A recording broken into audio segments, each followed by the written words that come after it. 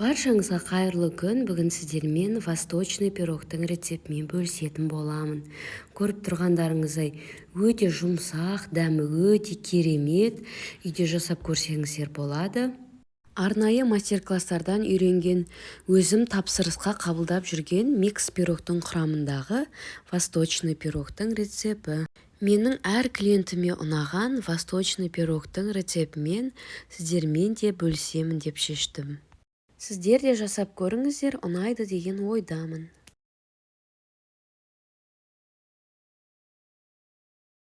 Ал енді бірінші пирогымыздың песочный тестосын дайындайтын боламыз. Ол үшін бізге 100 грамм құмшекерге бір жұмыртқаны жарып, екеуін жақсылап араластырамыз.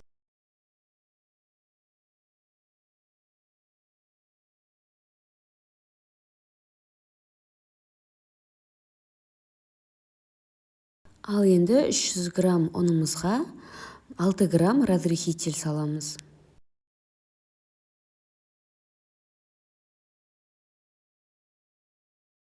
«150 грамм морозильникте тұрған қатты сары майымызды осындай терканың көмегімен өткіземіз. Дәл осы жерде бір ескертетін жайт, сары майымыз өте қатты болу керек, морозильниктен шыққан.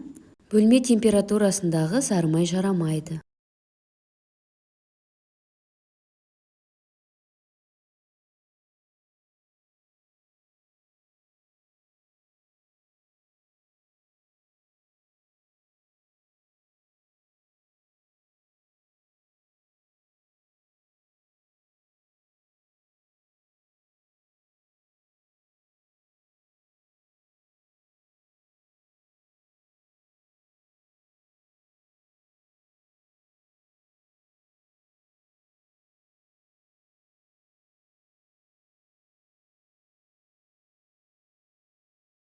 Сары майымызды теркадан өткізіп болған соң, ұнмен бірге жақсылап араластырып, крошка дайындаймыз.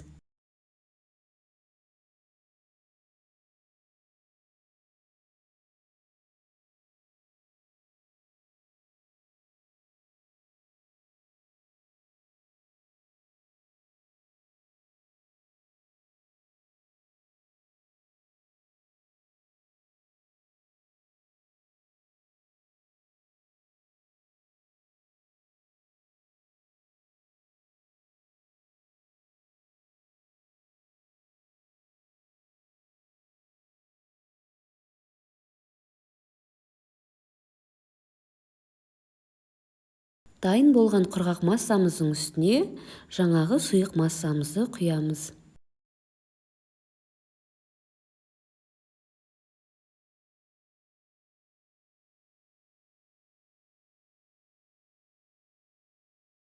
Жақсылап араластырамыз, қатты біркелкі қамыр шығады.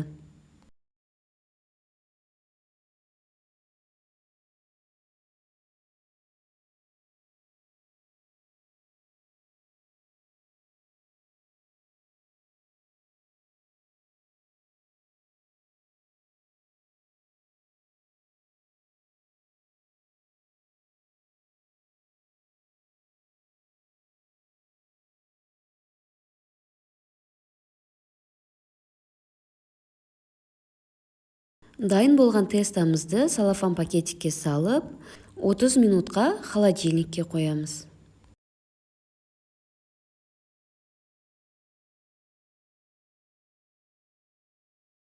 Енді холодильникте жарты сағат тұрған тестамызды екі бөлікке бөлеміз.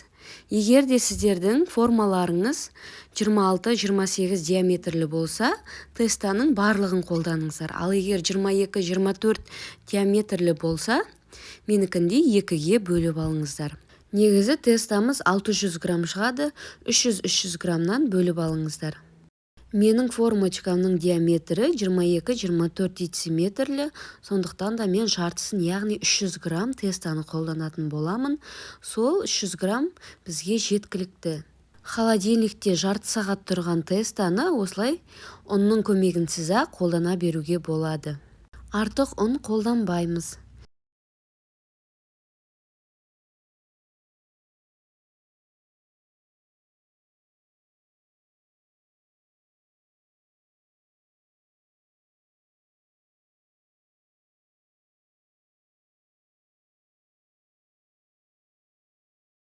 Песочный тестамызды формамызға орналастырып болдық. Жан-жағын, астын бәрін біркелкі етіп. Ал енді үстіне 130 грамм жуылған, туралған жаңғақтарымызды саламыз. Мен әртүрлі жаңғақ қолдандым. Тек қана грецкий жаңғақ қолдансаңыздар да болады. Өз қалауларыңызша.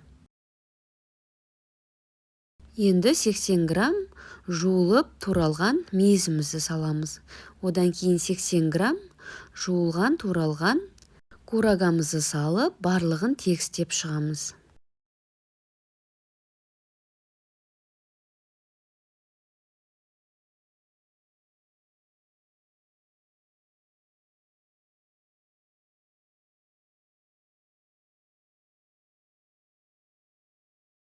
Көріп тұрғандарыңыздай, тірі желанияның осындай бір банка сгущенкасын құйып шығамыз.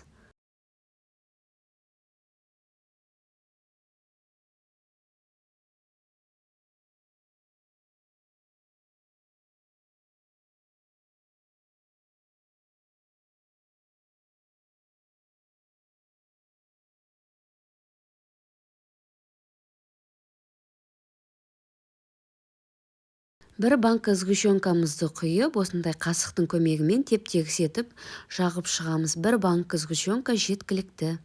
180 градуста алдын ала қыздырылып тұрған печкамызға 25-30 минут аралығында пісіріп аламыз. Жасалу жолы өте оңай, үйде жасап көріңіздер. Ас болсын, видеоны соңына дейін қараңыздар. Каналыма тіркеліп, комментарий жазып, лайк басуды ұмытпаңыздар. Күн сайын түрлі рецепттер салатын боламын. Сіздермен бірге тоғжан, ас болсын.